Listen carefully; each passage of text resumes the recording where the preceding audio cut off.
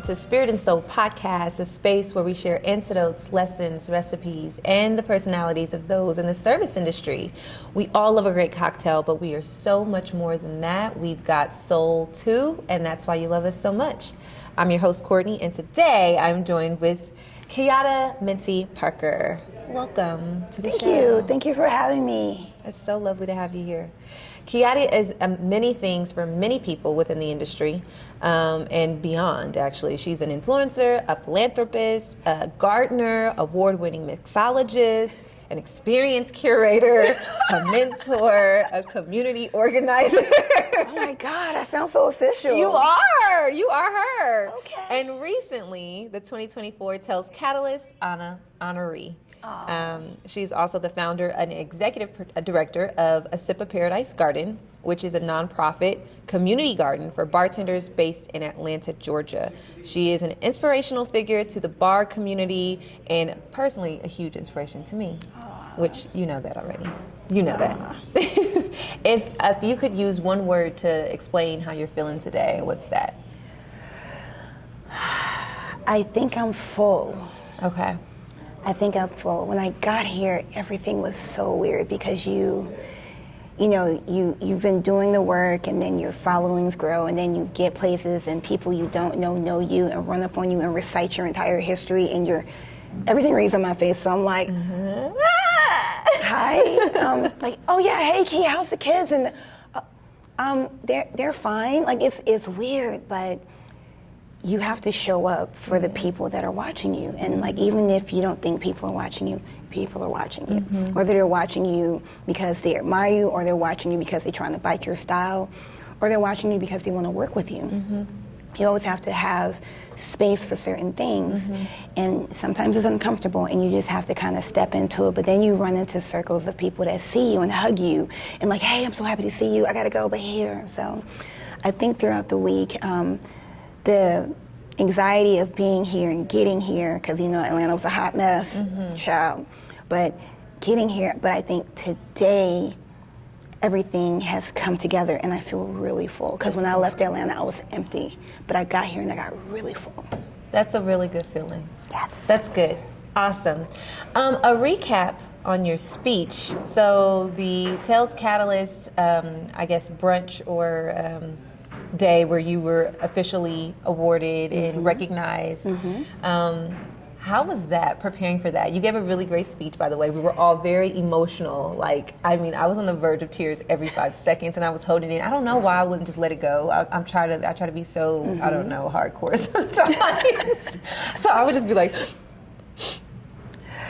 it was emotional. How did you get through that? Very emotional because it's rare that I get to speak. I'm getting more and more opportunities to speak because I've always done the work. I've always kept my head down. I've always supported my friends. Like, you'll hear me, but I'm cheering people on. Like, I'm not necessarily telling people what to do or anything like that, but it was just me putting it out there because I didn't know what else to do. I don't have the luxury to not show people who I am because I feel like the more people get to know me, because I think I'm a good person. I think I do all the things. I think I support my community. And I think it was a chance to show that, but I think it was also a chance to be a little bit vulnerable in a room, to tell people like, hey, these things have happened to me and I still kept going, or I do this for this reason exactly. But I think it was something that I was very surprised it came together because I actually wrote it after I left the Jack Daniels party, after I was really, really in the bottle of Jack and jamming to Big Boy and Sleepy Brown. Oh, really? So you had just wrote that, like the night before? I wrote it the night before. Like, I wow. was drunk, and then Tiffany's flight did not get in. She caught one of the last flights out of Atlanta because we didn't think she was going to make it. So on top of all that anxiety, I wasn't sure if my ace was going to be there. And in my mind, if she didn't make it, I'm shutting the laptop, I'm leaving. I don't know how I was going to get home because, my flight would have been canceled, but it was a lot. But so I wrote that night. And then the next day I rewrote it so it was legible. Okay. But it came together last night and it was everything I was feeling and mostly everything I wanted to say. Well, you said a lot, and you made us really proud. And Thank you. I feel like there was a lot of support in the room. We were really deep. Atlanta was really deep in the room. We were. We were deep. That was a very special moment. Like, even after leaving it, I was just like, oh my gosh, I still feel like weeping on the floor. This is huge. This is huge. So for people who might not understand what the Tails Catalyst is, can you give an explanation of that, and then how that will, what that translates for you and your work you do, like in the next steps for Sip of Paradise Garden and all this? Like, what does that mean now? So it originally started as Dame Hall of Fame, and it was really a way to recognize women who were doing things in our industry. Because and you know this, this is a white male-dominated industry. Even though we're making moves, it's still white men dominated. And women were starting to make moves and push the needle and do these things and, come in hot, burn it down, make changes, and they started recognizing these women. So I believe year before last is when they changed it from Dame to Catalyst, because, that word, such a strong word, and it's a way for you to be celebrated amongst your community by people who see you, by women, and, of course, our allies, so the men, everyone else, non-binary, everybody to celebrate us, and it's a really beautiful space. And I'm honored because it's not but a handful of black women that have been inducted, number one. Okay. And number two, I think I'm like the 18th person. I think this is the 18th year of them doing it. Okay. So it's not like it's a whole legacy of things, but it's very special because I feel like I'm in a special club. And I'm hoping moving forward with that, with my future sisters that we've all been inducted with, because these are some powerful women. Yeah. These aren't, look, these are some real mover and shakers. These are some people who have really pushed the needle in our industry. These are bar owners, business owners, philanthropists, all these things. So it's like almost being in a sorority that, hey, Dame sister, or hey, Catalyst sister, you have support, and it's built in instead of you having to search for it. Yeah. So it's a great opportunity. It's a true honor. Tails just really is something that a lot of us have come here either to be seen, to be recognized, to get education for whatever, but when they see you, even when you're not looking for them to see, because this isn't something that it's something that people vote you in. You can't apply for yourself. Yeah. People pick you, so I was picked, and I think that's what makes it special. Yeah. It is very special. I kind of want to chat about how we first met. Oh my goodness. You love telling the story. She says the story every time we meet someone. She's like, let me tell you. I do. It was a volunteer day at a Sip of Paradise Garden. It was right when I decided to start my mobile bar business. And I needed community. And I'm like, okay, me, I'm like, okay, what do we do? What's next? Throw me in. I need resources. I got questions. I am also driving myself crazy in a little world of my own in Dallas, Georgia, when I still live with my sister. So I was just like, I gotta get out. I gotta be around the people. I saw an Instagram post about the garden. Somebody had told me about the garden, but I saw an Instagram post like, volunteer day, volunteers needed. I was like, well, I love volunteering. Let me just go to this thing and see what happens. And I pop up and I'm like, hey, is this the thing? No, she popped up looking super cute. And I was like, hey. And she was like, is this the volunteer thing? And I was like, yeah. I was like, you're going to volunteer? And she was like, yes. I was like, dressed like that? And she was like, yes. I was like, oh, you look really cute to be out here with us in the dirt, but okay. And I was like, what's your name? And you were like, Courtney. I was like, with a C or a K? And you were like, C. I was like, perfect. Courtney, so across the board, in every form that I know you, she's always Courtney with a C. Like, that's how she is on my phone. That's how I address her. And unfortunately, even though this was something between us, other people were starting to call her Courtney with a C. Courtney with a C. And I'm like, oh, they stole our thing. And you were just such a jewel. I don't think you realize, because you're doing the work too, and you're bopping in these spaces, but you're making such an impact. And it's a different impact. It's not the aggressive, angry impact that we had to come in, as the OGs, because we had to fight to be in there. And you're like, you know what? I'm going to give you this smile. I'm going to give you this cocktail. If you don't like it, here, you can take it though. And I think that's a refreshing approach. You know what I mean? Yeah. Because we came in hot, fighting and stuff. Now we don't have to fight as much, but I just love that you have that. I appreciate that. all the work that you guys have done so that I can just come in and not have to fight. So thank you. I definitely recognize that. Thank you. You're welcome, and thank you for recognizing it. Yeah, no, I definitely recognize that. A Sip of Paradise provides horticultural therapy, employment resources, and health and wellness programs for bartenders and the greater hospitality community. The goal is to recharge their minds, bodies, and spirits. Thank God, because we definitely need it. We do. I am personally a member. I consider it a place of refuge and refueling. I appreciate the community built around it and the opportunity that it provides. I love the workshops and the events that are held there. It's literally one of my favorite places to exist in Atlanta. Like, oh, what's your favorite place to go? A Sip of Paradise Garden. Because it's just great people, great vibes. I'm learning something new. I'm connecting with my community. I'm outside. It is therapeutic. I didn't realize how much I actually scientifically proven, like needed that. sunlight, especially for women of color and black women, we need that sunlight for our skin. It aids in depression. Like when you're depressed, like go sit outside. And even if you're just sitting outside for a few minutes, just sit outside. And it's little things like that. Like you don't have to, I mean, of course it would be great if you can get a massage and facial and all that stuff, but if you can sit outside for a little bit and just be still and, you know, put your phone down. Don't give me 20 minutes outside. Yep. I think A Sip of Paradise is what it is because of who you are. So it is a direct, reflection of who you are. So thank you. Thank you a trillion times. I want to always give you big hugs and say thank you all the time because you're sharing yourself. You're sharing yourself in real form, and it's just really beautiful. I'll move on or I'll start crying. I really appreciate that. It's so crazy because there's so many people that are low-key trying to do the same thing. And when I first got wind of, especially one person in particular that's doing this in a different state, because this person was talking to a member to figure out how is doing this. Why not collaborate? Right. The member thought it was on collaboration, but it's really this person doing something. This person has secured so much funding to do kind of their own thing, but their thing, and I had so much anxiety, and my husband kept saying, they can do whatever they want, but it's about you. Yeah. And I didn't believe in that until like maybe, because this was like this first or second year after, and I was like, I can't believe he's trying to do this, and I was so upset. And my husband kept saying, but it's not going to be successful because it's not you. And I was like, who am I? And he was like, look, you need to figure out who you are. We all know who you are. If you can't figure out who you are, then I don't know why we're even here. But just pushing that needle forward and being able to grow and understand, one, there's abundance for everybody. So this person can have this space and do their thing, that's fine. But our mission and our plans are different.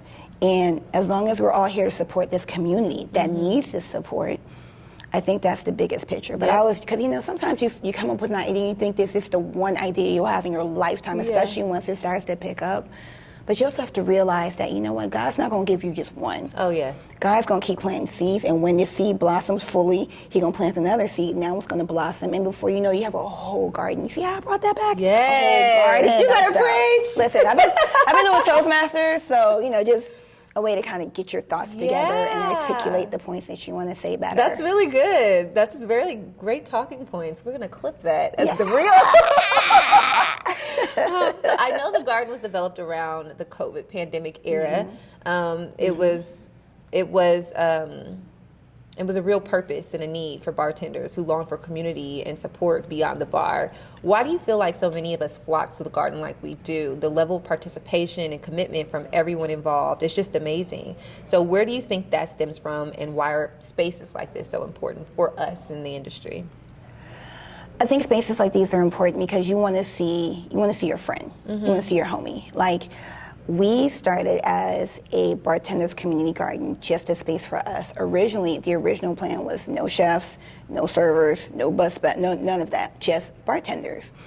But when you think about the scope of hospitality, a busser and a food runner strives to be a server, who strives to be a bartender, who strives to be all these things. So if the bartender part is the end goal, why not include the entire community? You know what I mean? And then as far as back of the house, we need each other. If the front of the house and the back of the house are fighting, nothing great happens. So it's always been inspiring to me to connect people. And I feel like people find it to be something that's safe. They can be themselves. Yeah. You can be like, hey, you know what, last night I got really trashed. And nobody's going to be like, shame on you, how dare you, Yeah. you know. And then some people are like, you know what, I'm kind of not drinking right now. Oh, snap, good for you. I wish I was that strong, you know. Yeah. I feel like it's a space where everyone can just really be themselves. Yeah.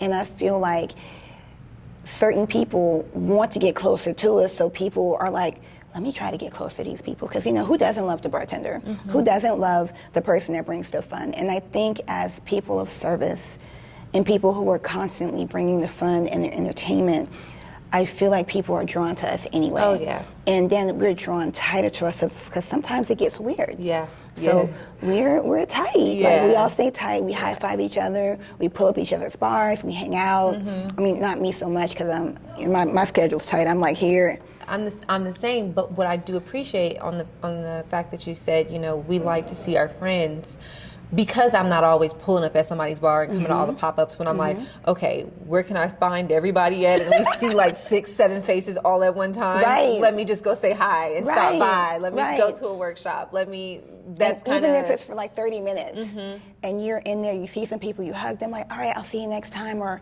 good to see you, and you feel good. yeah. Yeah. It definitely is that space for, I mean, I know you're saying it's everybody, but I will say, like, just the other bartenders, like, there is what's the word I want to use?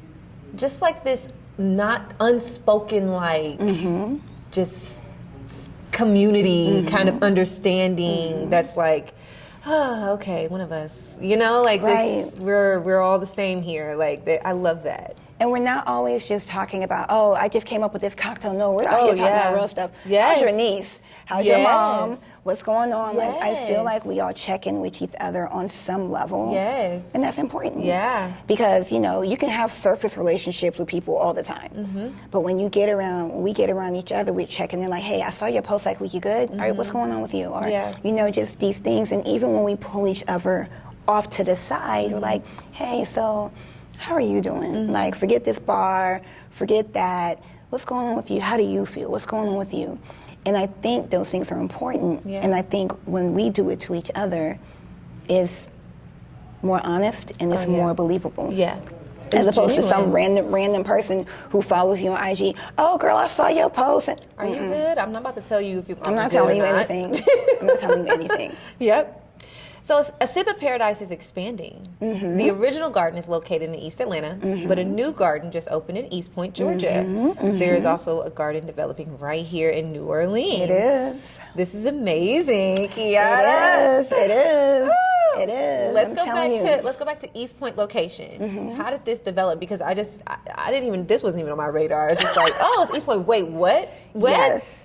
So how is the programming going to be the same, you know, and operations going to run identical to like East Atlanta? Like, So the mission of everything is still the same, but the format is going to be a little bit different. And I think that's something that's going to be unique. But this is something that we are working with Melanie Styles. She is actually the owner of Cultured South as well as Golda Kombucha. And I've known her for years. Like, we've known each other for years. We've bartended together at Lady Locavores, Wholesome Wave, all these different charitable events. And she was always like, hey, I'm getting ready to get this property. If you ever want to do anything, let me know. I got you. That's okay. And it came to fruition this year because we finally sat down. My garden director, Rory Robinson, and I toured the facility. Shout out, Rory. Hey, Rory girl. And it's not necessarily anything that's traditional, but it's going to suit the mission because our mission is always to have a space for us to keep our members employed with resources, financial, educational, all the resources about mental health, all these different things. And Melanie actually purchased a space called Atlanta Utility Works, and it's in the historic East Point. Nice. It's this big, beautiful, broken down old refinery that has just been revamped into all these things. There's a brewery in there, there's a grocery store, there's a co-op grocery store in there, it's an event space, wedding venue, like she has goats, like it's every cornucopia of everything. So we entered into a partnership of a crawl, walk, run kind of phase. Okay. So the crawl phase, we're coming in there, we have these massive pots that we're going to fill with our herbs and edible flowers and things that we're growing. And the people in the venue are welcome to them, you know, because we're all community. Melanie also has a full running business in there, so she needs bartenders. She has a database of 54 bartenders That's from the Sip beautiful. of Paradise That's Garden. She can go. That's The so good. co-op grocery store reached out to us because we recently launched our retail line, Pieces of Paradise, aka Pop. Okay. And you know, they were like, hey, so we want to get some of your wares wholesale. Is that something we can do? And me, Rory, and Stephanie, our communications director, we're sitting here like, pause. Can we do this? Can we do this? Can we do this? We're doing it? All right, good. Listen. We're doing it. Yep. Right? Say yes. We'll figure it Right. out. And even with the Pieces of Paradise portion, that's going to be led by Stephanie because Stephanie has this mind of merchandise and product and all these really I cool can't wait till things. that stuff comes out. Listen, I'm not playing with none of these we hoes, already so we're rep doing hard. We already rep hard Sip of Paradise. I'm talking about it to everybody. My first interview today was with Danny Childs. Yes. And I'm like, have you heard of Keyatta? You need to be at you need to do a foraging class. You need to do, he was just like, oh yeah, most definitely. Like, and I was telling him about Robbie as well. Yes. And he's just like, yeah. I'm like, okay, I'll just send you an email with her information and then, yeah, please. Connect all those dots. Please. And that's part of it too, the voice part, because so many people are like, how do people, a member of mine was like, somebody in Canada is talking about you. I was like, Canada? Wow. Oh, okay. I mean, we can come to Canada, and I'm fine with that. But just the reach of the support that I have and people that are talking. Talking. And, you know, it's just the community. Like, even the opportunity to open Sip of Paradise here is based off relationships with people. I've had interviews with people that are in the city. And then our hospitality partnership will be with Turning Tables, which makes sense because Touré is the homie. Yeah. And then, I met him yesterday. Exactly. I did not. Okay. Everything's clicking. Because he has a whole database of hospitality people. So why not partner that with them instead of me having to hit the ground running looking for members that would be interested? There's a whole flock of people, alumni, and people who are affiliated or adjacent to Turning Tables that will have the opportunity to be a part of this garden. Yeah. Same thing. And when we have our 4th location, which is going to be pretty soon as well, it's going to be in Kentucky. What? Lush Life, Lindsay Johnson just acquired 30 acres of land. And we were sitting on a panel and I'm talking and she looked at me, she was like, you know, I just acquired 30 acres. What do you want to do? I was like, I want to do everything. What are we doing? So again, we'll have access to 30 acres of land. And again, Lush Life does PDX. They do Camp Run-A-Muck. Oh, yes. All these things. So again, they will be our our hospitality partner, and that's a whole database of people. I'm just amazed. Relationships are the greatest commodity you will ever have in your life. Yeah. So again, just people talking. And I don't even have no real money yet. It's coming though. Oh, you have it. It's here. It's here. It's here. It's yours. It's surplus. Overflowing. Yes. But yeah. That's beautiful. If you told me this was going to be my life after a competition I didn't want to enter, Bombay Sapphire, most imaginative bartender, didn't even win, came in like 2nd or 3rd, didn't have any real money, that this would be where I would be 5 years later, I would have called you a liar. I would have told you were a liar. Crazy. How God works. Look, won't he will. That is God. Won't he will. Only him. Yeah. Well, thank you for letting him use you. Yes. Yes. Okay, the work that you do gives so many the opportunity to be a part of something of purpose and depth. It's hard to see the impact you have as an individual, but when we come together, you can really see things moving clearly. Like just what you were saying, the relationships are everything. You recently wrote an article about building stronger communities in the cocktail industry, which was published on the Tales of Cocktail Foundation website. Community building is really important to you. You talked about promoting inclusivity, diversity, supporting local initiatives, mentorship, education, sustainable practices. The piece was a call to action for anyone. Why do you believe the cocktail industry has the ability to drive social change? And as someone who's been in the industry for well over, what now?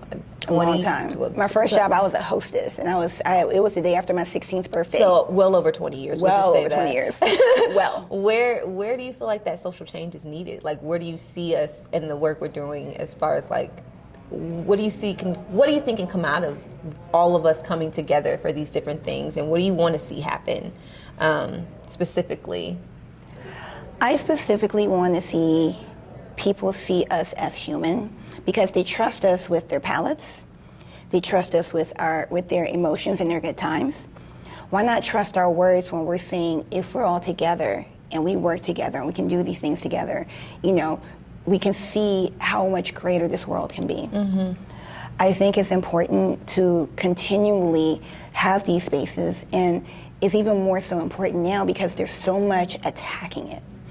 And I think if we stay firm and stay true to us, I think we can make that change happen.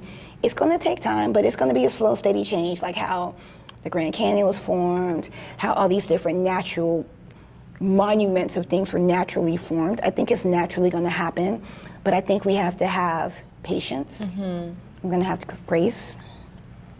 And every now and then we're going to have to burn it down. Just and be like the phoenix and just start over. You know, fire cleanses. People tell me I'm aggressive when I'm like, just burn it down. They're like, but fire cleanses. So I think if people are being more open to all of the possibilities, instead of, oh, she's just a bartender, but also understanding like, hey, when I was talking to this person, she made sense, and I want to come back and I want to hear more. Oh, she's not at this bar anymore, where are you? Let me follow you to this bar. Like a lot of the relationships that people have are from people that have followed them from bar to bar to bar to bar. And I think the more those people who are cool talk to the people who always want to talk to the manager, I think we can have a better space. Can I speak to your manager? Right. Oh, everything was great. Can I talk to the manager? Right. That whole microaggression. I'm learning these new big words from all you young kids. But I just think the more that we keep talking about it, you're going to keep hearing it, and it's going to stick. And I completely agree. That's exactly why I do this podcast. I need people to see everything that we have to offer. They really should be appreciating what we do. Like, we're not just way to help. more. We're not just to help. I really need them to see that. That is so important to me. And that's why every time I have someone on the show, I'm like, you're on the show because I'm a fan. If I'm a fan, they need to know why. Tell them what you do, please, so that they understand. So yeah, that's always my big mission. We're almost wrapping up here. Sustainability is a trendy word right now in our industry. Brands are trying to prove that they care about the environment and the ecosystem around them. Why do you think there's so much transparency around this right now? I think it's transparency because it has to be. I think people are coming apart at the seams for whatever reason. And I think the one important thing with A Sip of Paradise Garden is that we genuinely sustain people. We sustain so many people as individuals. Nobody really sustains us. So the purpose was to create a space where we can get some of that back for ourselves. We are very adamant about sustainable practices and the things that we do in the garden. We have sustainable events. It's expensive. The sustainable stuff is expensive. So when we can, we do as much as we can. We get a lot of it donated to us. But we also do zero-proof cocktails, use heirloom seeds. We specifically let our flowers go to bloom to support the pollinators that we have. Special shout out to Robert Thornton. Thank you so much. We try to do the best we can, and we really want to leave this earth a little bit better than the way it was when we got here. And I think it starts with sustaining the people, because if the people are coming apart at the seams, how are we going to keep going? You know what I mean? So I think those are kind of the principles that we aligned with. More brands are getting on board because they realize that these things are important to the people that bring their product to this community. And I got to make sure they're good. Let me not just sit in front of your bar, buy a drink, have a party, and leave. Let me continue to check in on you. Let me be like, hey, what initiatives are you doing? How can I support you? I think people are being more vocal with that. And I think also having more people of color in these industries, they look for us. Like, they'll look for a brown person and be like, hey, look, I got a few dollars. What can we do? Thank you. Because that helps me, that helps you, and that together we help our community. Correct. You guys are, well, I say you guys. We, A Sip of Paradise. Because you're in it too. I'm a member. You are. But the B Corp certification, you mentioned trying to achieve that and getting that certification. Yes. It's a long driven process. Okay. But we are working with another member. Her name is Keyatta Parker. Okay. She is actually in the nonprofit space, and she's one of my nonprofit mentors, because when I started this, I came in as a creative, like, I want to do this. And, you know, you have to realize also that this is a business. It's a business. It takes steps. And I'm having to do things that as a creative, I wouldn't have to do. Like, I have to record data. Like, I have to count the people that come to these events. I have to show impact. I have to do all these things. And part of the process on the way to becoming B Corp certified, you have to show all of these things. You have to document all of it. Yeah. And it's a process. But it's definitely a journey that I want to do, and I want that to be the umbrella that all of the endeavors we do sit on. We'll get it. Okay, speed round. Speed round, snap. Okay. Hold on. Okay. What were you most... That's water, not tequila. Okay. Look, they don't have to know. What are you most excited about this year with Tales? Like, what were you looking forward to most? I was looking forward to the wonderful dinner we had last night. Oh my God. We've been planning to do that dinner for years, and it came together so beautifully. And if you know, you know. We're not saying nothing else because it was cute and secret, but that was the thing I wanted. It was perfect. It was perfect.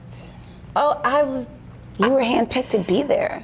I knew, like, now I know. I'm like, oh, this is okay. Okay, I got it now. Red. That was it. Okay, I loved it. It was perfect. It was everything. Okay, what have you been experimenting with lately in the lab as far as cocktails or what you drink? What are you drinking these days? And So I've never been someone who discriminates. Well, I don't like cheap scotch. That's just awful for anyone, or anything that comes in a plastic bottle. Save yourself. Don't do it. But I've really been working a lot with, of course, garden to glass, and I've ran into some amazing people who have amazing products. Like, there's a beautiful sister out in Chicago, her name is Sean, that she has this amazing toffee company, like Black women making toffee, you know. And I'm working on something special with her. Like, people that reach out to me, I want to work out with them, but I want to figure out how to incorporate more of us in what we do, more in the glass. And of course, you know, herbs and fresh flowers, because I've always done that. I've always had a fresh and clean aesthetic. But I want to push myself to try other things. And that's one of the things I want to start working with. okay, toffee cocktails. Toffee. Right, it sounds so fancy. It is. What is one of your favorite places to dine or dishes to have when you're in New Orleans? In New Orleans, you know, I kind of like the Ritz. Their gumbo is hidden, so every time I come here, I have to get Stir gumbo? the Ritz here. Oh, their here? Gumbo, Oh. yeah, their gumbo is hidden. There's crawfish in there. They bring it up with popcorn, rice, and crackers, and all kinds of stuff. It's so great. But also, I kind of like going to people's houses. Okay. One of my old chefs lives here. His name is Matt Ridgway, and his beautiful wife Elizabeth, and his lovely little sassy daughter Mason. Every time I come here, I have to make it a point to see them. Yeah. And what I love about Matt is, like, one, he always has the best charcuteries.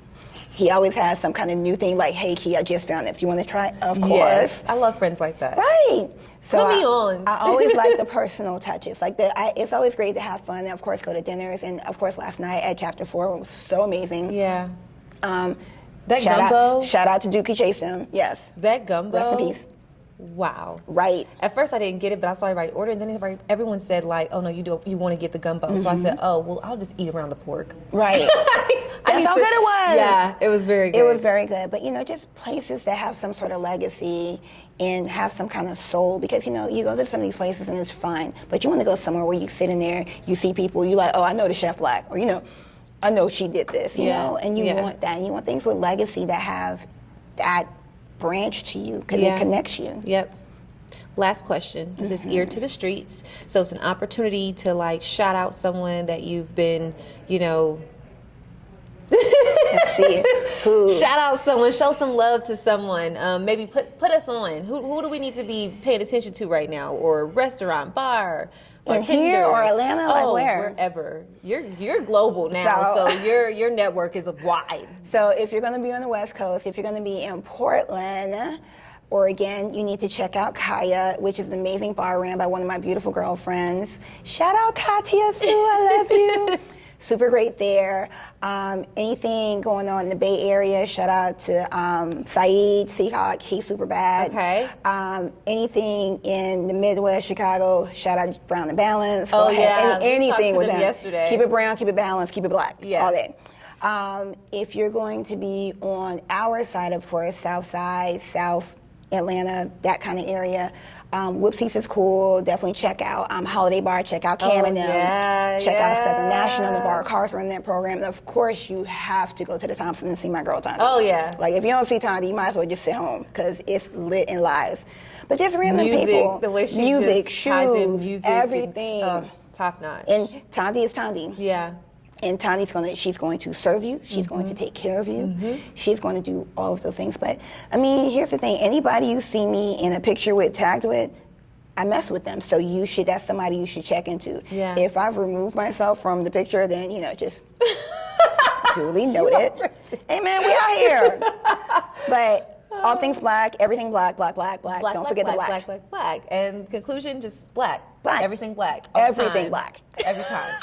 What's wrong with us? I don't know. And check out the garden, which is a beautiful space that we're growing, A Sip of Paradise Garden on all platforms. You can even find us on our website, asipofparadisegarden.org. You are free to become a member, inquire how to volunteer, donate. We are a registered, licensed business as well as 501c3. If you want to get to know me personally, my personal brand is called Pictures and Cocktails. I make picture-perfect cocktails, and I provide luxury, intimate cocktail experiences for people with the money. Because I have habits and I have children in college. But newly, which is going to be entered out, you saw a taste of it yesterday. Yeah. I just had a brain freeze. Oh, Beyond the Glass. That is my newest venture. We've actually been doing this for years, but we had our first live thing last night together with y'all. Okay. Beyond the Glass with my best friend and business partner, Tiffany Berrier. Shout out, Tiffany. Shout out, Tiffany. We love you. Drinking coach, check her out. She is it. And I mean, those are the ways to do it. Or also, like my husband likes to say, man, just Google my wife. I can't tell you all the stuff she does. I know, it's a lot. It's so awful. I hate that, but he's like, because people are like, oh, so she's a bartender. And he's like, well, she's more than that. Yeah, she's a lot. She do mixology. She does more than that. Well, what does she do? You know what? Why don't you just Google my wife? She's everything. Just Google her, okay? Right. Thank you for being here again. Thank you. Thank you for listening to today's episode. We appreciate it. Remember everything black. Remember, donate to Sip Paradise Garden. Period. Keep it going. Spread the news. Make sure you're subscribed to Spirit and Soul Podcast. Also, make sure you're following us on IG at Spirit and Soul Podcast. That is all today. Thank you so much. Bye.